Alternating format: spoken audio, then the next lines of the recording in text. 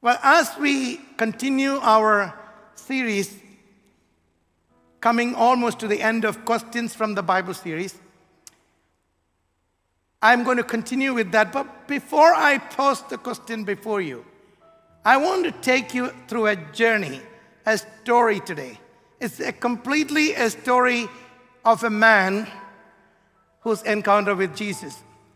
There's in this little town of Capernaum in Galilee, there's a man named John who had two sons. His sons' names were Andrew and Simon. They were fishermen, and they had partners. One of the partners' name was Zebedee, and they had two sons too, John and James. This company of fishermen were fishing on the lakeside of Galilee. And as John the Baptist, the one who prepared the way for Jesus, came to preaching in the Galilean region, met with these young folks, and Andrew, the brother of Simon, decided to become a disciple of John the Baptist. But John the Baptist was not really interested in gathering a big crowd and having a great following. He was always pointing to someone else. He said, well, I'm not the Messiah. The Messiah is yet to come. And when he comes, I will let you know. And behold, Jesus walks into the sea of, near the Sea of Galilee on the Jordan River. And as Jesus comes, John tells, look, this is the Lamb of God. This is the Messiah. Not only that John said it, heaven opened and God told, this is my son. As John introduced Jesus, that this is the Messiah, Andrew decided that, well, I was following you, John, all this time, but I feel like I need to switch my camp. I'm going to follow Jesus. Andrew and other friends decided to follow Jesus. And as they were following Jesus, Andrew's first instinct fell, well, I need to talk to somebody about this Messiah. And he runs to his brother Simon, and he says, Simon, I found Messiah. I found this Jesus of Nazareth, because John the Baptist testified he is the Messiah. And he introduced Jesus to Simon. And Simon, when he came to Jesus, Jesus looked at Simon and said, you are Simon, son of John, but I want to give you a new name. I'm going to change your name to Cephas, which is translated in Greek as Peter. And he said, I want to change your name and I want to give you a new identity. Peter means rock. I want to really see you something beyond what your parents gave you the name as. I want to see you something different. I see you already as a rock. You are going to be Peter. That was the first encounter Peter or Simon had with Jesus. But interestingly, John's Gospel, just chapter 1, verse 40 to 42, where we read this passage, we don't see Peter following Jesus then. Peter had to have another encounter before he decides that I want to become a disciple. Jesus knew it. Jesus took his time and he came to Simon another time.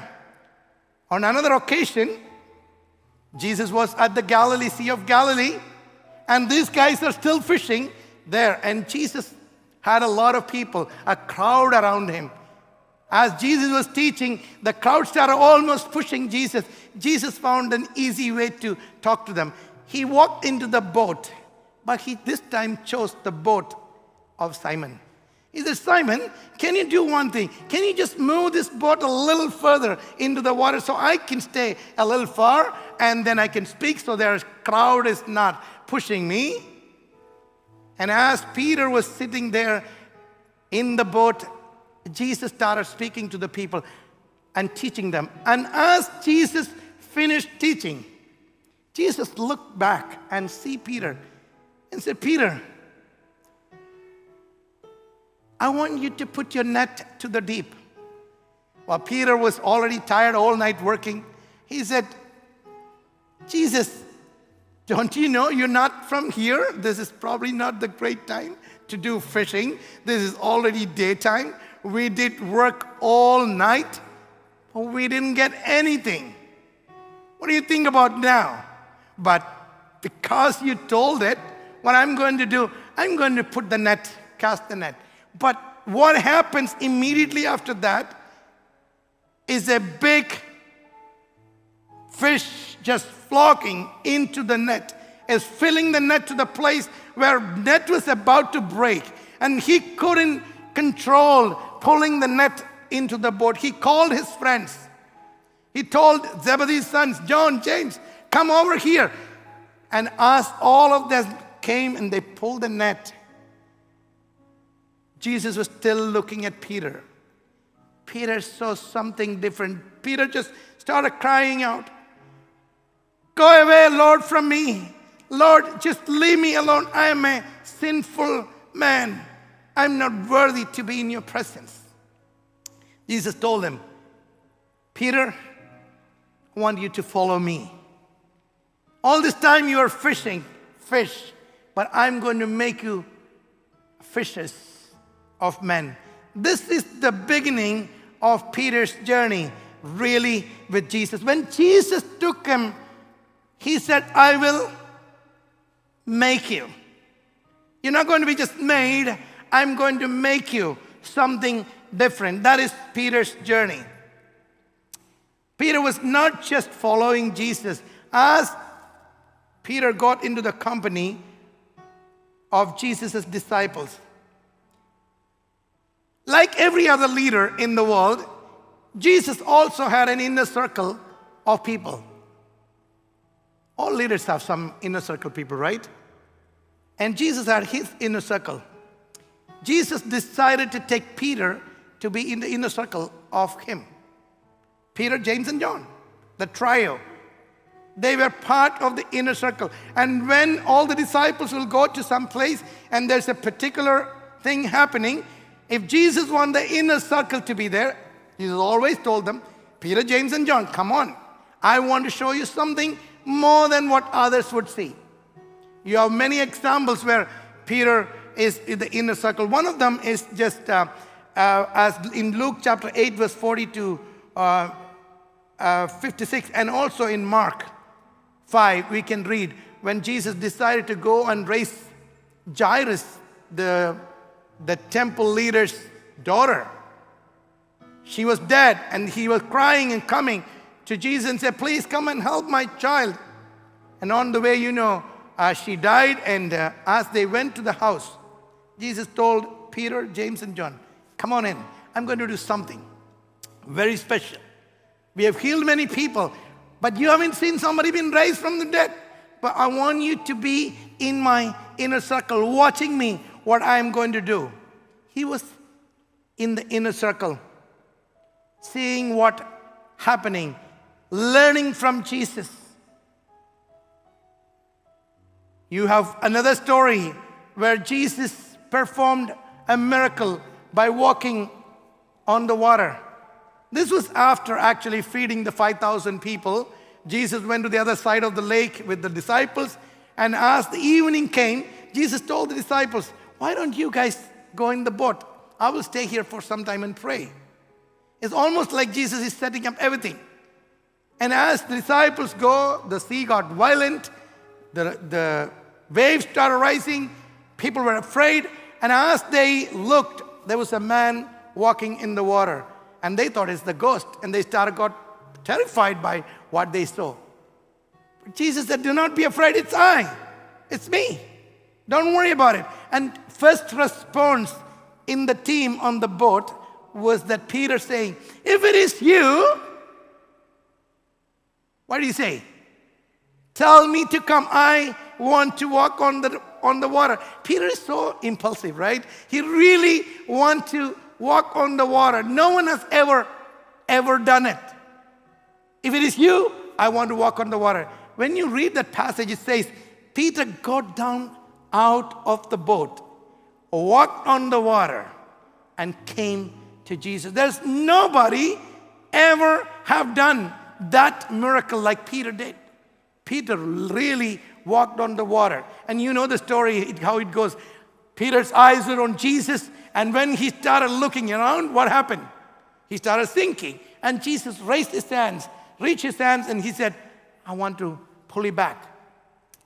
Peter had this special relationship with Jesus, not only being in the inner circle, but doing things that others could not do. Peter had the revelation moment. Matthew chapter 16 talks about it. Jesus comes to his disciples and asks them, what do people say who I am? Well, all the disciples have their own take. They said, oh, some say you're Elijah. Some say you're John the Baptist. Some say you're Jeremiah. Some say you're another prophet. Everybody has their say. And Jesus asked his disciples, whom do you say I am? Again, who jumps out? Peter. Peter always has an answer. Peter always has an opinion. Peter always wants to say something. Peter jumps out and he says, you are the Messiah, the Son of God. What an amazing moment in Peter's life.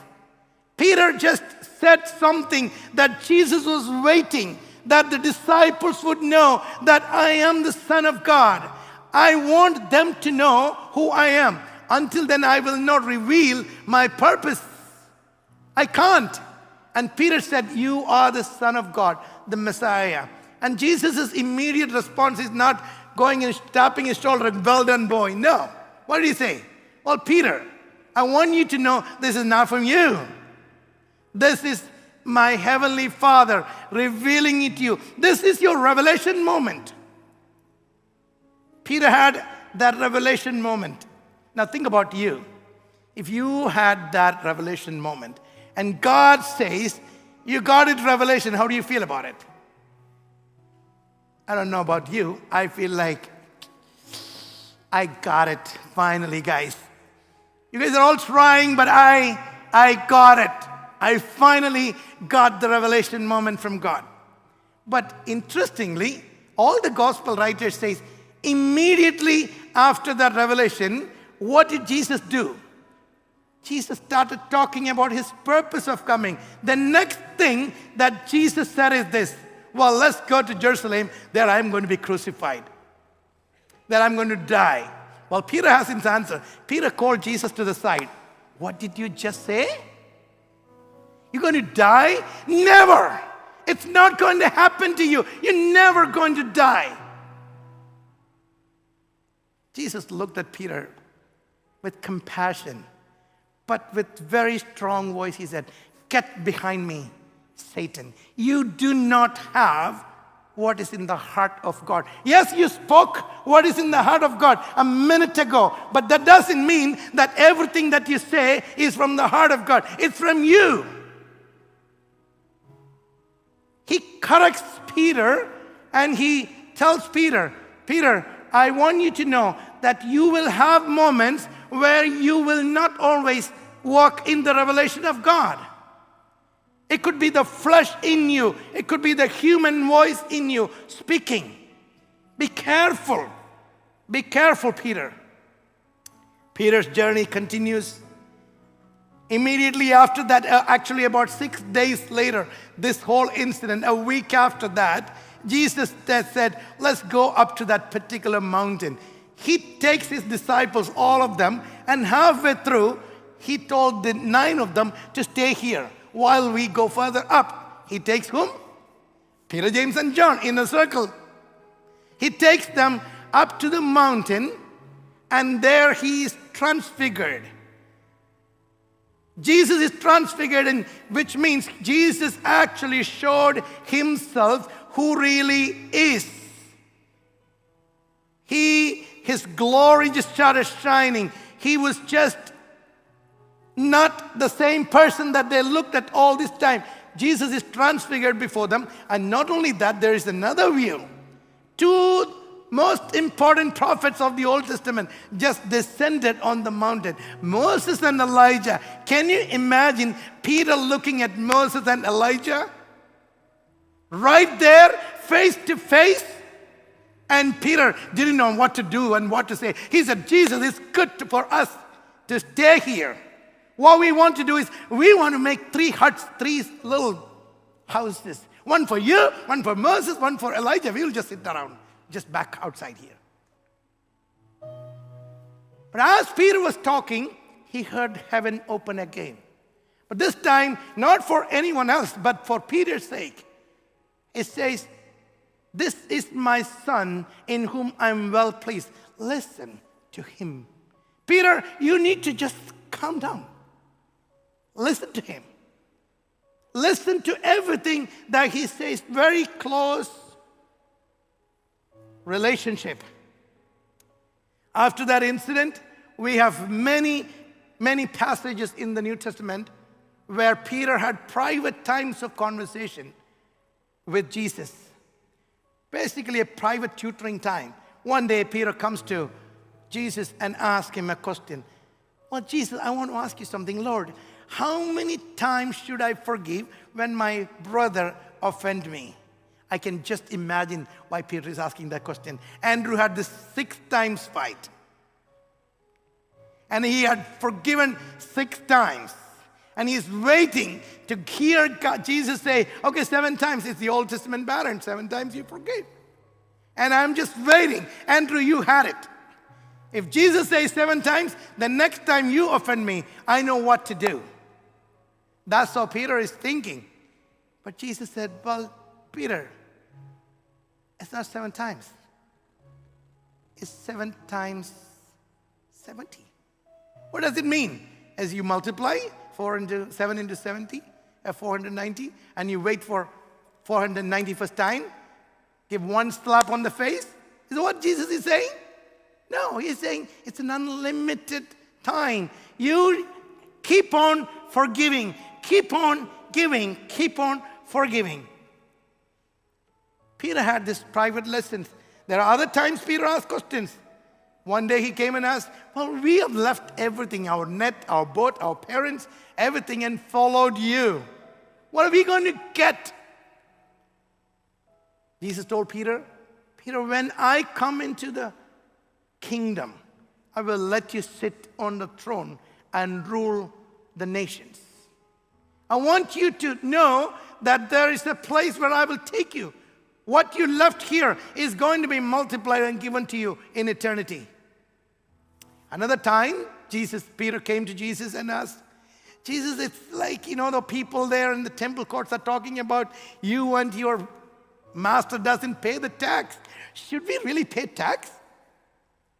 Jesus told Peter, take the line, go to the Sea of Galilee, or maybe near the bridge there, and put the line out, and you will catch 1 fish. In the first fish, open its mouth, there's tax money, not for you only, not for me only, but for you too. I pay you tax. You walk with me, I'm willing to pay you tax. There's a lot of those conversations Peter had with Jesus. Now, time is passing. Jesus' time on earth is about to come to the end. Jesus is almost to the end of his journey on earth, the last week. Jesus knows already in his heart what is going to happen in a week in the city. He knows, first of all, he's going to be crucified. He's going to be flogged. He's going to be killed. But there's something more that Jesus knows. Jesus knows that the most trusted friends in the gang that he has are going to deny him.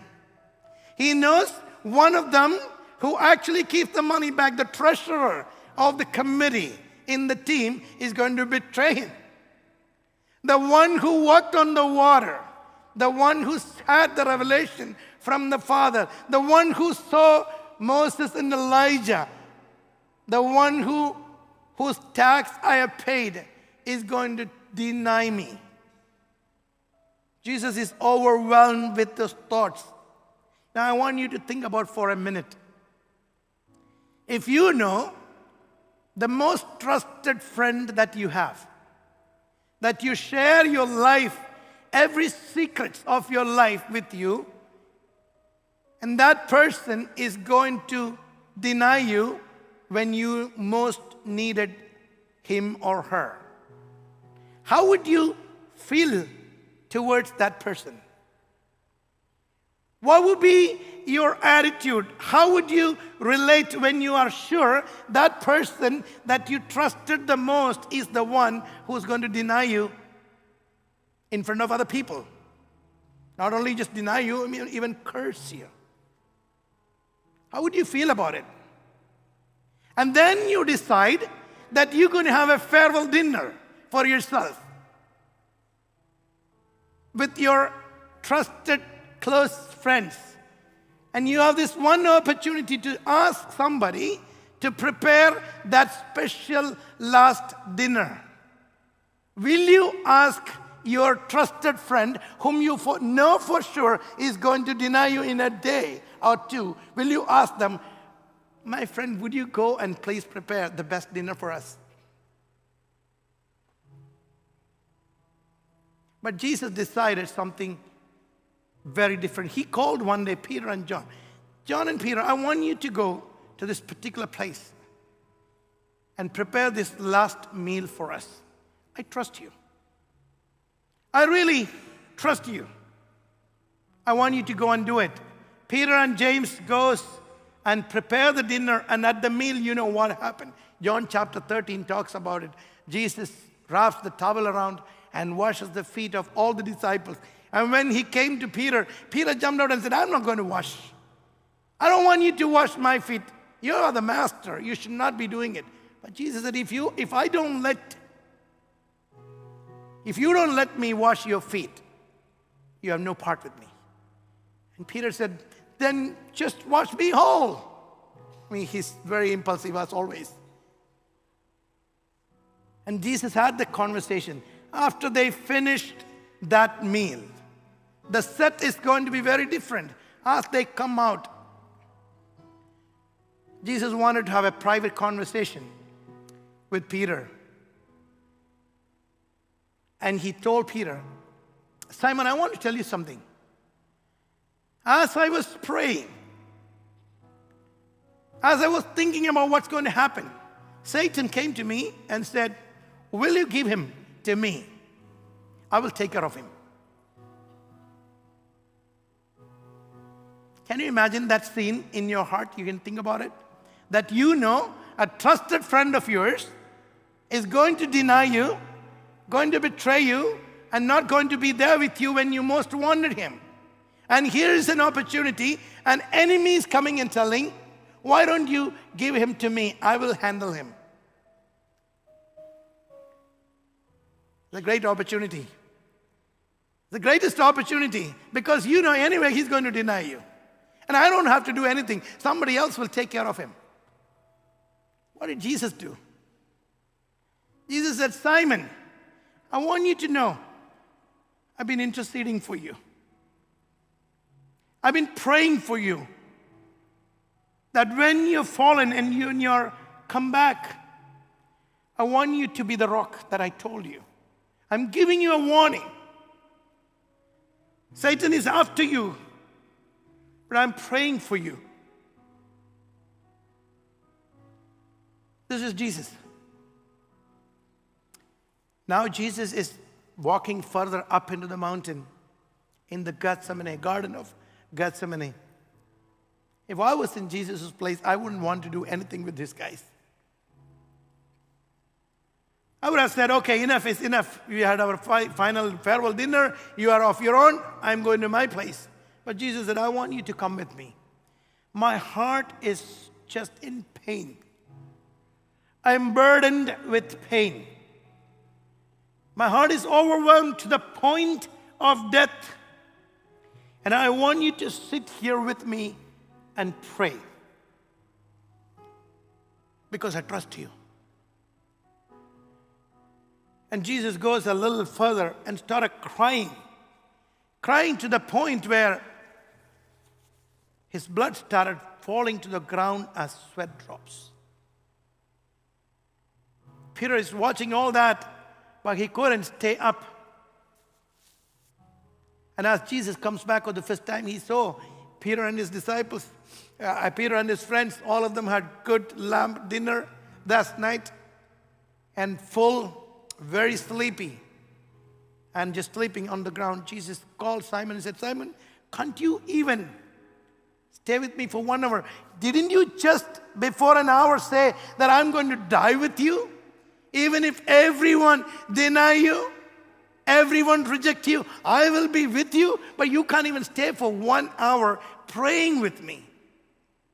Jesus goes further, pray the prayer and come back, and he see again Peter praying, sleeping. He said, Peter, the flesh is weak. Spirit is willing. Yes, you want to do certain things, but remember, you can't operate in the flesh. You're not living in revelation. Keep up and praying so that you don't fall under the influence of your flesh, your sinful nature. It's not just about your body. Your flesh, the one that you sometimes act on, is weak. Don't trust it. Pray. Jesus gave him enough warning. Peter could not wake up. Few minutes later, about 600 soldiers, both from the Roman army and the temple courts, comes and arrest Jesus. A huge number of people. Peter just suddenly got up from the sleep and he saw this, all the people. He thought he's very good at using the sword, and he just tried to cut, fishermen. He probably used a small knife to clean the fish, but not those sword. He couldn't cut it properly, so he chopped one ear of one of the servants. And Jesus said to him, even at that moment, Peter, put your sword back. If I wanted to have 12 legions of angels to come, not just for myself, but for all of you, we are 12 of us here. Each one gets 6,000 soldiers. If I say one word, I could do it. But this is not the time for that. I'm not going to use that privilege of mine to do that. And as Jesus is taken from that place, what happens is Peter started following Jesus at a distance. This heartbreaking passage. As Jesus is being carried, arrested, tied, taken to the temple courts to be tried, Peter is following Jesus at a distance. A few hours later, before he told, I will die with you, I will go with you into any place. But Peter could not follow Jesus to the place. Peter is following him at a distance. When you start to follow Jesus at a distance, do you know what's going to happen? In a few minutes, you're going to be further away. Jesus is now inside the courtroom, being in trial at Caiaphas' house. People are flogging him and beating him and asking questions after questions. Peter thought, well, I want to see what's happening. I'm going to be in a distance. I'm going to cover my head.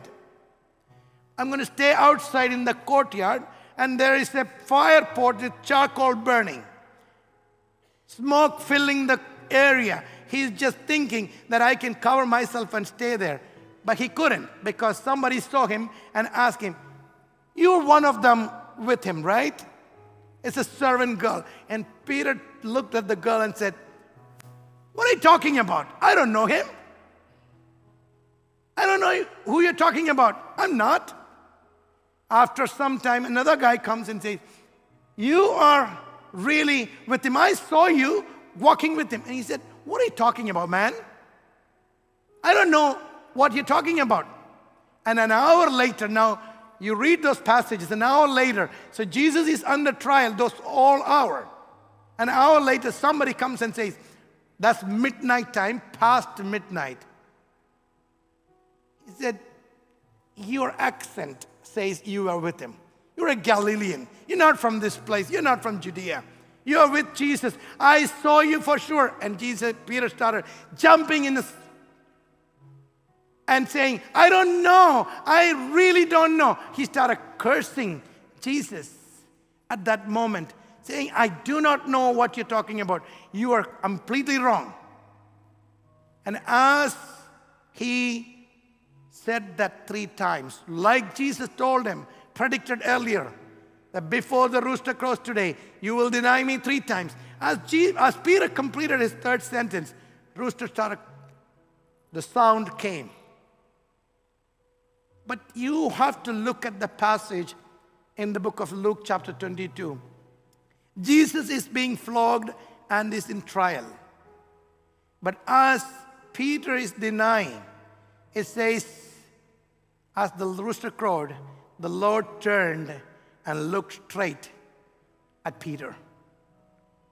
Even in the most painful moment of Jesus, even in the most difficult, challenging time of Jesus, Jesus' eyes are still on Peter. And as Jesus looked at Peter, their eyes crossed each other.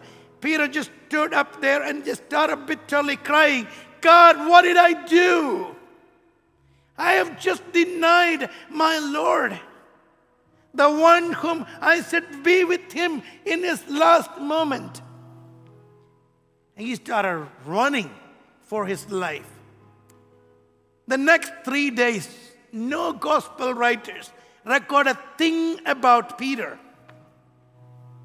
There's nothing in the scriptures that talk about what happened to Peter the next 3 days. He was not there when Jesus was carrying the cross. He was not there at the cross when the crucifixion happened. We could not find where Peter is. Well, John was there talking to Jesus and taking Mary. We don't see Peter anywhere. We only see Peter after the resurrection. Now, I want you to think about for a second. We talked about the trusted friend that Peter was.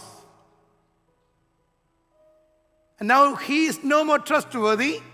He is fallen. He is denying. He is betraying his master, and he's gone. Think about you if you are in Jesus' place and you have a new life, you have another opportunity to build your own kingdom, your own place. You are come back to a good life. Would you want that untrustworthy person to be with you again? How many of us will really say, well, I want him to be my next level leader? Well, Jesus did something amazing. In Mark chapter 16, there is this beautiful passage. After the resurrection of Jesus, the angels comes and meet with this women, Mary Magdalene and other people, and they were looking for Jesus. And there's something that the angel says very profound. He says, oh, you're looking for Jesus. He is raised. I want you to go and tell your brothers. And he says, and to Peter, that I'm raised. Please don't forget to tell Peter, I'm going to come and see him. Go to Galilee and I will meet him there. This is Jesus. Jesus does not leave Peter outside. And then you have many other incidents in the Gospels where Jesus meets with the disciples before going into Galilee. He meets with them in Jerusalem. First, when Peter and the disciples, 11 disciples were gathered, where Thomas wasn't there, 10 of them were there, and Jesus appeared to them, and he said peace to them. Jesus appeared to the two brothers who were going into another town called Emmaus and meeting with them, and he said he met with them. There is also another reference in the scripture that says Jesus actually met with Peter in private. Only with Peter in Jerusalem. But in none of those occasions, Peter never had a conversation with Jesus, talking about what happened. And that's why today's question is very important. Jesus tells his disciples, I want you to go to Galilee and I will meet there. And there is no reason for Jesus to go back to Galilee, by the way. The rest of the whole resurrected time, Jesus spent most of the time in Jerusalem. That's about 200 kilometers south of Galilee. But in that day, Jesus told, I want you to go to Galilee. It takes about 3 to 5 days to walk. And I really wonder why Jesus did that. Well, we will figure out today why Jesus is asking, go to Galilee and I will see you there. And then John chapter 21 records this story. Peter saw resurrected Jesus coming in and going out. It was something very different for Peter. Until then, 3 years, Jesus was with Peter all the time. But now Jesus comes walking through the gate, walking through the walls, and comes and says, peace unto you, and he disappears. But Peter knew something. Well, if we have to eat something, what do we have to do? We have to work.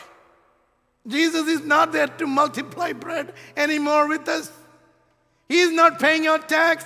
Let's go back to work. And he not only went for work by himself, he called his friends, 7 of them. He said, let's go. I'm going to go fishing. I want you to go for fishing.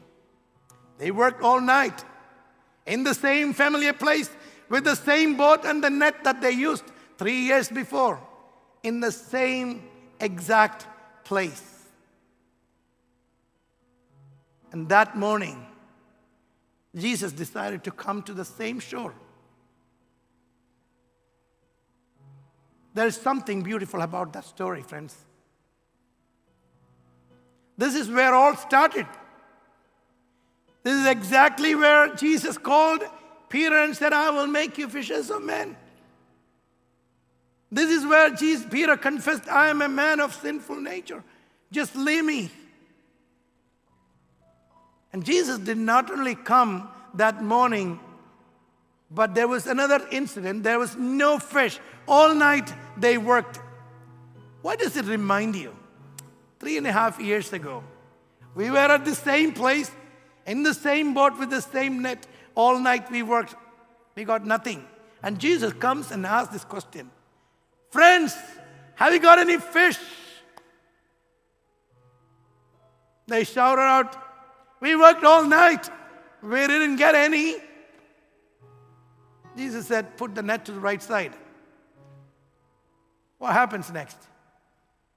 The big catch. As soon as John heard what Jesus said, he said, it's the Lord, Peter. It's the Lord. And as soon as Peter hears that this is the Lord, Peter could not stand there anymore. He jumped out of the boat and he swam to the ground. We don't know what Peter is doing.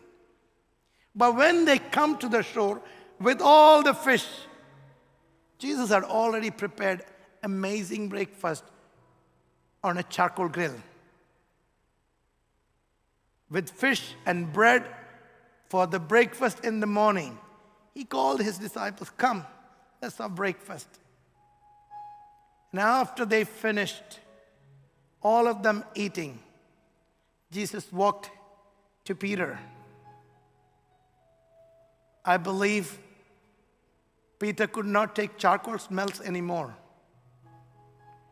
Because every time I feel that Peter hears or smells the charcoal burning, what comes to his mind is what happened a week ago. On the night when he was standing outside, when the charcoal was burning and the fumes were going up, he looked at this man and he said, I don't know you. Jesus literally created the entire setup to the place and told Peter, I want to talk to you. He comes and asks Peter, this time not calling him Peter. Remember, this is the rock. He called him Simon, son of John. Do you love me more than these? This is exactly how he called him the very first time when he met him. Simon, son of John. Will you follow me? He looked at Peter and asked him the same question. Simon, son of John, do you love me more than these? Your net, your work, your fish, your job? Do you love me? If you have time when you go back home, just read that passage. It's a very interesting twist in that question in John chapter 21. There are 4 words for the word love: agape, phileo, eros, and storge. These are Greek words, 4 of them. Each of them means differently. The word agape means unconditional love, often talked about God's love for his creation. Phileo is the love for friendship, companionship. People who talk about in friend circle, I phileo you, I care for you, I like you. Then there is eros, which talks about the word from which we get the word erotic. It talks about romantic love between husband and wife. Then there is storge, which is usually the love for parents to children and brothers to sisters. It's a siblings love or parents love. And Jesus, when he asked Peter, he uses the word, do you agapao me? Do you really love me unconditionally? And Peter replied, Jesus, I phileo you. I like you. Jesus said, feed my sheep. I really want you to be the pastor of my church. Second time, Jesus asked him, Simon, son of Jonah, do you agapao me? Peter said, Jesus, I phileo you. I like you. Jesus said, feed my lambs. Third time, Jesus decided to come to Peter's level and ask Peter, do you phileo me? Do you really like me? And when Peter heard third time when Jesus changed the language, the word, and looking at Peter and saying at his level, Peter could not take it anymore. He started crying. He said, Master, you know me.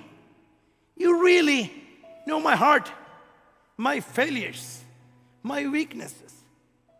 He was hurt and he started crying. Jesus went to him, embraced him, and said, I want you to feed my sheep, be the pastor of my church. Friends, this evening,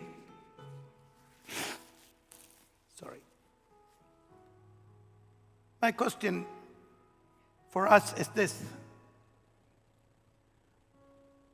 do you love him? Jesus is asking the same question to you and me. That Peter is you. That Peter is me. We decided to walk with him. He has done many things in our life. We followed him, promised him we will never deny him. We will be with him. But look at our own life. How many times we have been on the throne of our life, not Jesus anymore? How many times we have taken decisions when Jesus was not on the throne and said, I really want to make this decision by myself. I don't want to give it to God. Because I'm afraid if I do his will, it will not satisfy my desires. Jesus comes to us in those moments and asks us the same question. Do you love me? More than your job, more than your career, more than your family, more than your children, more than your money, your possession.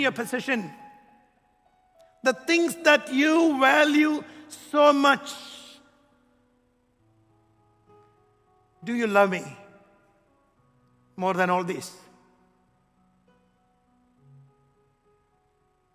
when you decide to love Him, He wants to give you something in your hands to restore other people's life. We say, Jesus, you are the Lord of my life. But when His Lordship is inconvenient for us, we become in charge of our life. Every time we do that, what are we saying? I don't know you. I don't want you.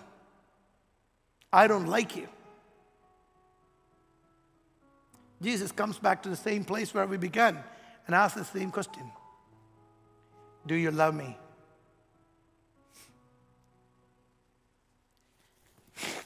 As the worship team comes back to the stage, as we respond to God today, I want to take these applications from this question. True discipleship is love-driven and not duty-driven. We don't follow Him because we feel compelled and responsible, but we follow Him because we love Him. Number two, our failures doesn't disqualify us, but they prepare us to lead with humility. Number three, love for Jesus. When we confess that Jesus, we want you to be the Lord of our life, He uses us to overflow that love into other people's life. Let me close with one story as I go. In the 2nd century AD, there was an apocryphal writing in which Peter's story is recorded at the end of his life. Some of you must have watched that movie, Quo Vadis. Anybody watch Quo Vadis here? Quo Vadis is a story. The word Quo Vadis Latin means, where are you going? The story goes like this. The Rome is burning. Nero is putting all the Christians to death in the Roman Colosseums. Peter was asked by the church, Peter, it's okay, you escape from Rome because you're the leader of the church. And as you go escape, we will manage here. And Peter decided to run out of Rome. And as he goes out of the Roman street, he meets with Jesus. And he asks Jesus, Quo vadis?